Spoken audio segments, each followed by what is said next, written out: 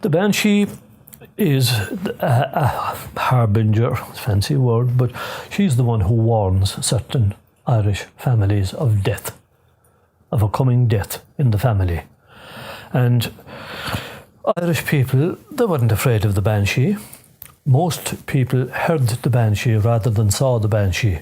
But I've recorded people who actually saw the Banshee. Most heard, few saw. I've recorded a few people who did actually see her. And the description they gave me of her was tall, thin woman with long grey hair. Now, I've recorded a couple of long stories about her, too long to go into here. But one of them, frightening story, it was on the way home from the fair of Gott. A young man at the time. Here they were now after a miserable day at the fair, and they were coming back nearly dawn. The son, he saw the light in the window, the mother obviously making the breakfast. And just as they were coming in the boreen, there, sitting above on the wall on the left-hand side, he told me, was this woman combing her hair, long grey hair. And then, no, she was. She wasn't anybody local. So anyway, the father and the son, they were together. And as they passed her, the father saluted her. No reply, she just kept combing and combing. And they passed on. Now, the gate was just ahead of them. And the uncle was a couple of steps behind, and he saluted. No reply. But the boy told me, and the old man as he was then, he said the uncle was a different kind of a fella entirely. When he got no reply, he crept over and he snapped the comb out of her hand, not meaning no harm, but just see what he gets a response. And immediately there was this wail. He said, well, he said, it froze their blood. Or mine anyway, he says. Well, they made for the gate and burst in the gate and made for the door. We burst in the door, and he said, what I noticed was my mother there at the fire, open fireplace at the time, and she's stirring a pot of whatever she was making for the breakfast, probably porridge or something.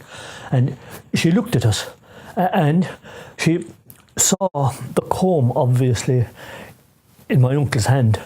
And she said, close the door. And my father slammed out the door, and this crying surrounded the house. And my mother said, what in the Christ did you do? And when she saw the comb, of course, she said, oh, Lord Christ, she said, what are you after doing? And my uncle said, all right, she says, I'll give it back. And my mother said, no, she said. And she made for the fire where the tongs was. And she said, give me that. And she took the comb in the tongs, big old-fashioned tongs, like the ones a blacksmith would make, and took the comb in the tongs, and she said, open it, small bit. And my father opened the door a couple of inches, and she poked out the tongs and the comb on it, and immediately it was snapped out of her hand, and she slammed out the door. And the thing stopped, the crying stopped. Now, the one thing he remembered, he said, was the silence. And the four of them there in the kitchen, and the silence. He said, it seemed like 10 minutes. But he said it was probably only 10 seconds. But that silence. And then he said, my mother, luckily somebody kept their sense. My mother went over to the window. And of course, in a cottage, small windows. And the shutters, timber shutters, that time she opened them. And it was dawn by now, and she looked out. And there, down on the footpath, under the window, was the tongs, heavy tongs now, and it twisted into an S-hook. And she said to my uncle, come here, she said, look at this. Look out there. And he did. And she says, if you had put out your hand with that comb, that'd be your hand now, that'd be your arm now. You dirty looking idiot, she says.